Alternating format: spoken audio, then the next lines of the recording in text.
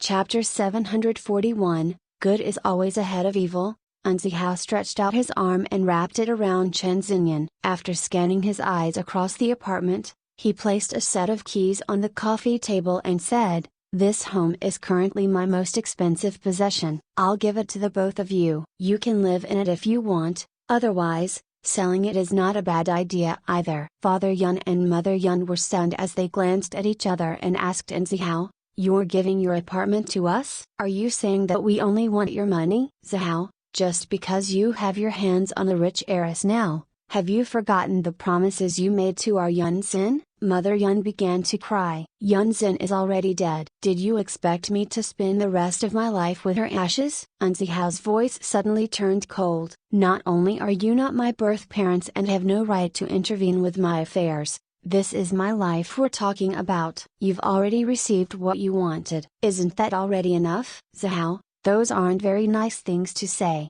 I'm already being polite. You are well aware of what you've taken from me over the years. I can accept that you needed to use it for yourselves, but you instead gave everything to your newlywed son. He should be the one that's taking care of you. I will move out of this apartment as soon as possible. From now on, I hope the two of you can stop clinging on to me." In reality, Zihao knew these two elders were like vampires sucking him dry. In fact, he knew it for some time. But, it never bothered him too much because he thought they had a bottom line. However, Chen Xinyan had now been hurt, so he could no longer tolerate them. "You're not going to take care of us until we die? You didn't give birth to me," Zihao growled. "Auntie, a moral person needs to learn some restraint." After hearing Zihao's words, Chen Xinyan finally understood what was involved. Even the son of the Yun family relied on Zihao to survive. They had a son of their own, yet they didn't rely on him. Instead they clung to Zihao just because he was once their daughter's boyfriend.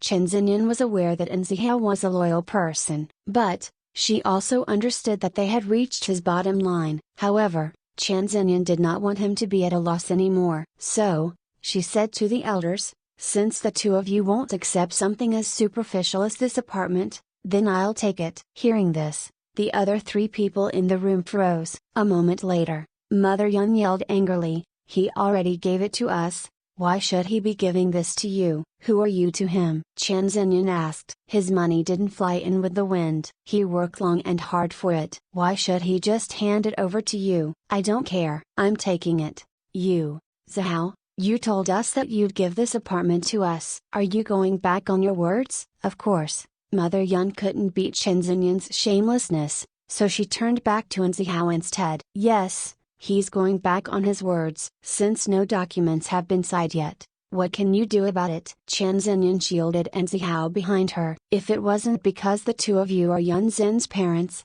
I would have kicked you miles away by now. Did you think you'd still have the chance to come here and voice your opinions?" "Xinyan, and Zihao, let me tell you, no matter how much of a grudge or debt you owe Yunzin, you've already paid it back over the years. You may want to treat someone wholeheartedly, but they need to be grateful in return. So, I would like to ask these two slackers to leave. Nothing in this house has anything to do with you," Chen Xinyan said as she pointed to the door. Mother Yun trembled in anger, but there was nothing she could do. Initially, she wanted to put on a feigning act again, but Chen Xinyan was one step ahead as she said to Zihao, "Zihao, give my brother a call. My head hurts. I'm not sure if it's because my injury from last time hasn't fully recovered. Tell my brother that someone has angered me and tell him to come deal with it." Although Father Yun and Mother Yun weren't familiar with Mo Ting, they had heard of his name. With the act that Chen Xinyan put on, the old couple immediately retrieved their anger and sat there, helpless and pale-faced. "Zihao, my head is really hurting. Take me to the hospital." Seeing that Chen Xinyan's face was turning pale, Zihao thought that she was truly unwell, so he immediately pulled out his phone to call the hospital. This action frightened the two elders so much that they did not dare to mention the apartment again and immediately left. Even Lan Zai, who had schemed against Yunzin, was easily destroyed in Hairua's hands, let alone two old people. Seeing the two old people disappear in a puff of smoke, Chen Xinyan burst into laughter. As she lay on the sofa, tears began to seep from her eyes from laughing too hard. Seeing this, Zihao took a deep breath and pulled her into his embrace. You scared me to death. How shameless of them to attempt playing games with me. I was already a master at 7 years old. After Chen Xinyan finished laughing, she recalled the previous day's incident to Nzihao. Tell me, why did you take care of these two old fools? Previously, it was because I thought I had caused Yun Zin's death and I felt guilty. Later on, it was because of sentimental reasons. I can believe it. You actually felt sentimental towards these two? Chen Xinyan shook her head as she stood up from Nzihao's embrace. From now on, when you see these two pieces of trash again, there's no need to be polite. I can't believe they sucked you dry so they could feed their son. I really want to throw a few swear words at them. Nzihao pulled Chen Xinyan back into his embrace. At this moment, his heart was finally stable again because Chen Xinyan did not give up on him and didn't get scared away by the mess. It won't happen ever again. It better not. If you try to be nice again, as long as you don't leave me, I am willing to do anything. Nzihao quickly added. Why would I leave? It's not like you were at fault. Chen Xinyan returned Nzihao's hug. Fortunately, she had Tang Ning by her side to teach her persistence. Otherwise, she would have given up on this tiresome relationship long ago. From now on, I'll manage your finances. Those jerks are dreaming if they think they can get another cent from you. As you wish. I was really hurt last night, I know. Nzihao gently pushed Chen Xinyan away from his body, placed a kiss on her forehead and another one on her lips. This will be the last time. I'll never hurt you again because of someone else. You better do as you say. Otherwise, I will definitely leave you. After speaking, Chen Xinyan pressed her lips firmly against Nzihao's lips. The couple were suddenly consumed by passion as they expressed every bit of love they had for each other. It was not until Nzihao uncontrollably placed his hands on Chen Xinyan's breasts did the couple stop in surprise. No, we can't yet. Chapter 742, Staying at home to take care of the kids. Chen Xinyan lay against Nzihao's chest and calmed herself down. When? Can we do it? I'm not sure, at least not now. After speaking, Nzihao patted Chen Xinyan on the back, gesturing for her to get up. I'm going to go have a bath. Is it really okay to endure like this? Chen Xinyan laughed as she watched him lose control. That's why you should stop seducing me, Nzihao said before he rushed into the bathroom and washed himself off with cold water. Even though he had dreamed of touching Chen Xinyan's soft body like he did just a moment ago, the feeling was so intoxicating that he almost lost control. Perhaps due to experiencing a relationship crisis, Chen Xinyan suddenly felt very emotional about life. That night, as Nzihao lay in bed ready to go to sleep, Chen Xinyan suddenly appeared at his doorway hugging her pillow. Can I sleep with you tonight? Nzihao was a little stunned. Just as he was about to respond, Chen Xinyan quickly added, I promise, I won't do anything reckless. Nzihao stared at Chen Xinyan for a while. In the end, he couldn't reject her. I hope you won't regret it. After speaking, he shuffled over and offered half his bed to her. Chen Xinyan jumped onto the bed and pounced into Nzihao's arms. The feeling of gaining back what she had lost made her promise herself that she'd never argue with Nzihao again. Nzihao gently ran his hands through Chen Xinyan's hair. At this moment, the couple simply felt affection for each other without any other desires. As they hugged each other tightly, they slowly fell asleep. The next morning, before the sun rose, Tang Ning gave Nzihao a phone call while she was feeding the babies. Have you calmed her back down? Yes, Nzihao said as he looked at the woman sleeping soundly in his arms. Are you sleeping together? It's not what you think, Nzihao explained. I didn't.